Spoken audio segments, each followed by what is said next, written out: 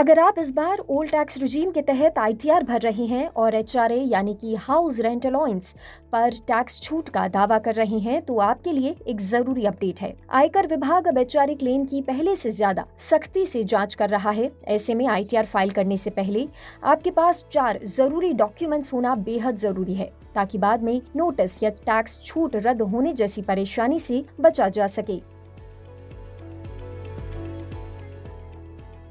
सबसे पहले आपके पास मकान मालिक के साथ किया गया एक वैलिड रेंट एग्रीमेंट होना चाहिए। इसमें किराए की रकम, किराएदार और मकान मालिक की जानकारी सही होनी चाहिए। अगर मासिक किराया 50,000 रुपए से ज्यादा है तो किराए पर टीडीएस काटने का नियम भी लागू होता है। दूसरा, हर महीने या तय अवधि के हिसाब से रेंट रिसीट संभाल कर रखें। ये इस बात का सबूत होती है कि आपने एक्चुअल में किराया दिया है। जरूरत पड़ने पर कंपनी या आयकर विभाग इसे मांग सकता है। तीसरा, किराया हमेशा यूपीआई, नेट बैंकिंग या किसी डिजिटल माध्यम के जरिए करने की कोशिश करें। बैंक स्टेटमेंट में दिखने वाली रेंट ट्रांजैक्शन सबसे मजबूत सबूत मानी जाती है। कैश में भुगतान करने पर बाद में भुगतान साबित करना मुश्किल हो सकता है। चौथा, अगर एक एनुअल ईयर में आपका कुल किराया 1 लाख रुपए से ज्यादा है, यानी हर महीने 8,333 रुपए से ज्यादा अगर आप किराया देते हैं तो मकान मालिक का सही पैन कार्ड देना जरूरी होगा। गलत या फर्जी पैन डालने पर आयकर विभाग नोटिस भेज सकता है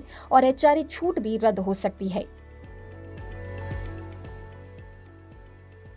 आयकर विभाग का एआई बेस सिस्टम अब आपके एचआरए क्लेम, मकान मालिक के पैन और उसके आईटीआर का तेजी से मिलान करता है। इससे फर्जी रेंट रिसीट, गलत पैन या झूठे एचआरए दावों की पहचान पहले के मुकाबले काफी आसान हो जाती है। इसका सबसे ज्यादा असर उन नौकरी पेशा लोगों पर पड़ेगा जो किराए के मकान में रहते हैं और एचआरए का लाभ लेते हैं। अगर आपके पास सभी जरूरी डॉक्यूमेंट्स और सही रिकॉर्ड हैं, तो आपको चिंता करने की जरूरत नहीं है। लेकिन अगर डॉक्यूमेंट अधूरे हैं या गलत जानकारी दी गई है तो आयकर विभाग नोटिस भेज सकता है। एचआरए छूट रद्द हो सकती है और जुर्माना भी लग सकता है।